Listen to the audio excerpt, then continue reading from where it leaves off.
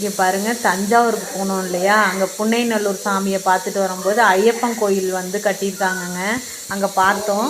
வந்து சாலியமங்கலம்னு சொல்லிட்டு அந்த ஊரில் பைபாஸ் ரோட்டில் தான் இருக்குது. ஐயப்பன் கோயில் கட்டி 1.5 வருஷம் ஆகுதான். சூப்பராக இருக்குங்க. நாங்கள் போய் ஐயப்பன் கோயிலுக்கு போகலாமா அப்படின்ட்டு அங்கே ஒரு பாட்டி இருந்தாங்க. ஏங்க நாங்கள்லாம் சாமியை பார்க்கலாமா பாட்டி அப்படின்னு கேட்டேன். பார்க்கலாமா, போய் பாருங்கள் அப்படின்னு சொன்னாங்க. அங்கே உள்ளே போனோம். அப்போ தான் வந்து மடம் சாத்திட்டாங்கங்க. ஆனாலும் சாமியை பார்க்க முடியல ஐயப்பனை. வந்து அந்த கோயிலை மட்டும் பார்த்து சுற்றி பார்த்துட்டு வந்தோம். வாங்க, நாளைக்கெல்லாம் வாங்க. சாமி வந்து காலையிலேருந்து 12 மணி வரைக்கும் திறந்துருக்கும். அப்புறம் சாயங்காலம் 5 மணிலேருந்து 8 மணி வரைக்கும் திறந்துருக்கும் அப்படின்னு சொன்னாங்க.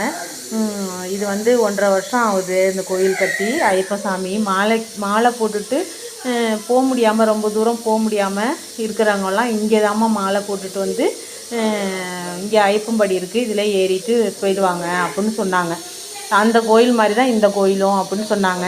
நம்ம வந்து கேரளாவில் அங்கே ரொம்ப தூரத்தில் இருக்குது ஐயப்ப சாமியெல்லாம். நான்லாம் கனவுல கூட நினச்சி பார்க்க முடியாது.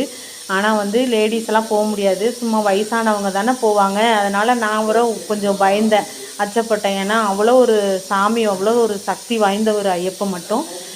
அதனால் பயந்தேன். ஆனால் போகலாம் அப்படின்னு சொன்னோடனே போயிட்டு வந்தோம். என் பிள்ளைங்களும் அதில் போய் மேலே அப்படியே அங்கே படியெல்லாம் இருந்துச்சுங்க. 18 படி இருந்துச்சு. மேலே ஏறி என் பிள்ளைங்க ஏறி சாமியை இப்படி சுற்றி வந்தாங்க. சூப்பராக இருந்துச்சு. எங்களையும் போக சொன்னாங்க அந்த படியில் ஏறி. வேண்டாம் அப்படின்னு நான் தான் போகல. அதனால் வயசானவங்க தான் போகணும் படியெல்லாம் ஏறணும்னு ஐயப்பனை கீழே இருந்தே சாமி கும்பிட்டு வந்துட்டாங்க.